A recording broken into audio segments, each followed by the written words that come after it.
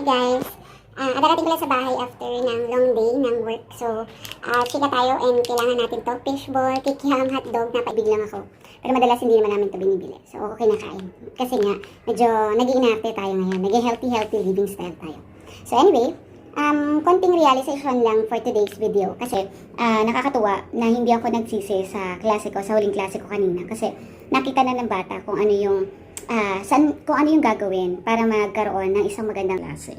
So, I think makaka-relate sa akin ng mga teacher dyan, ang mga kapwa ko guro. Kasi the more na mahusay ang bata, the more na nagiging inspired si teacher na mag-aral ng kanyang mga lesson, ituro yung pinaka-the best na mga learning na dapat talagang makuha ng mga bata. Kasi ano lang yan ano yan, para siyang halo-halo. Kailangan na magkaroon ng part si teacher at the same time si estudyante. So, si mga estudyante natin sa loob ng silid. Kapag si teacher lang si teacher, at talaga namang minsan paglabas mo, nakakawalang minsan masaya, minsan sakto lang, di ba?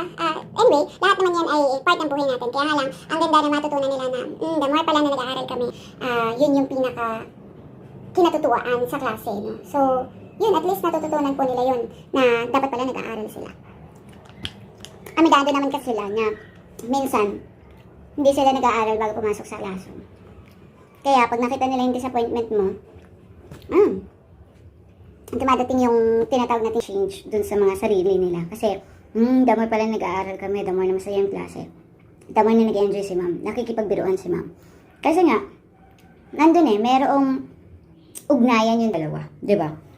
Mas napapalabas din yung mga dapat matutunan nila kapag ka join force ang bata at ang teacher sa loob ng klase. So, ayun, nakakapagod pero happy Monday kasi samahan natin ito. Medyo inaantok tayo pero matagal pa yung gagawin natin kasi alam niyo naman, kahit nasa bahay na kami, still, teacher kami. Okay? So, see you tomorrow sa ating mga simpleng chikahan.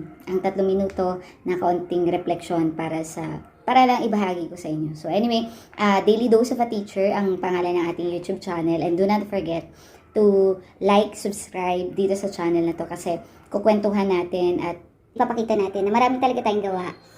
Pero nag-enjoy tayo kapag join force yung mga yung mga taong kailangan ma-involve sa ating mga ginagawa. So see you guys. Thank you for watching.